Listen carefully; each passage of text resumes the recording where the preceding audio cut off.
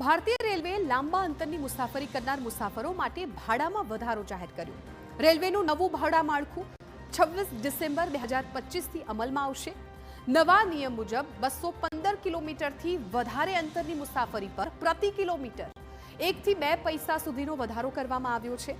જો કે 215 કિલોમીટરથી ઓછી મુસાફરી, લોકલ ટ્રેન્સ અને માસિક સીઝન ટિકિટ ધારકો માટે ભાડામાં કોઈ પ્રકારનો ફેરફાર કરવામાં નથી આવ્યો.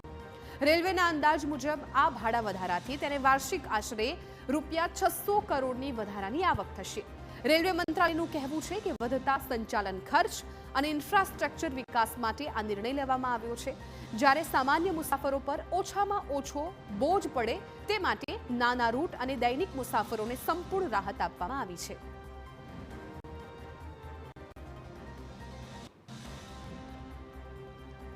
હવે જે દરમાં વધારો કરવામાં આવ્યો છે ત્યારે સ્વાભાવિકપણે એ સવાલ થતો હશે કે હવે જે લોકોને લાંબા અંતરની મુસાફરી કરવી છે તો એ લોકોને કેટલા પૈસા વધારે ચૂકવવા પડશે.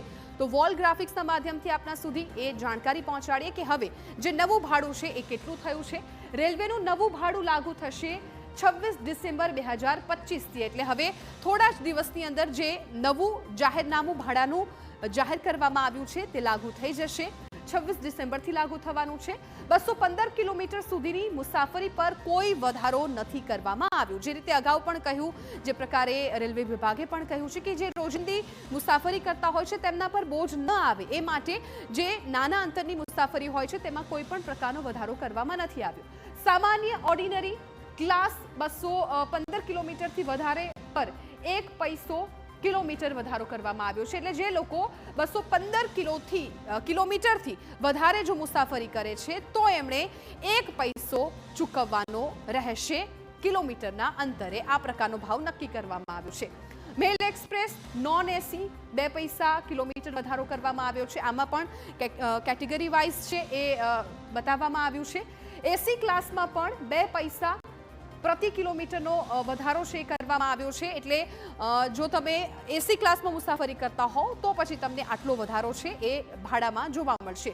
હવે લોકલ ટ્રેનની વાત કરીએ. લોકલ ટ્રેન્સ અને એમએસટી પર ભાડું યથાવત છે, એટલે એમાં કોઈ પણ પ્રકારનો જે વધારો છે એ કરવામાં નથી આવ્યો. જે લોકો લોકલમાં મુસાફરી કરે છે તેમણે જે તે ભાડું ચૂકવતા હોય એ જ પ્રમાણે ચૂકવવાનું રહેશે. 500 કિલોમીટર નોન એસી મુસાફરી પર ફક્ત ₹6 થી 10નો વધારો કરવામાં આવ્યો છે.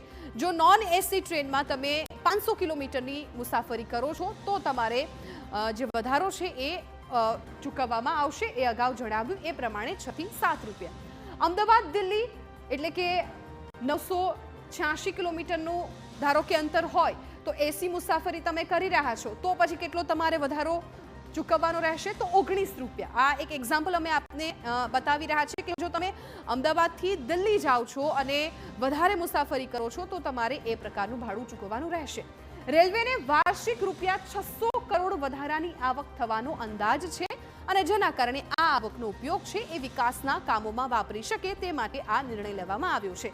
વધારાની આવકનો ઉપયોગ ઇન્ફ્રાસ્ટ્રક્ચર અને સેવા સુધારણા માટે કરવામાં આવશે. એટલે જે તે મુસાફરો છે તેમના જ માટે વધારે સુસજ્જ કોઈ પણ પ્લેટફોર્મ બની શકે, મુસાફરી સુરક્ષિત બની શકે તે માટે આ નિર્ણય લેવામાં આવ્યો છે.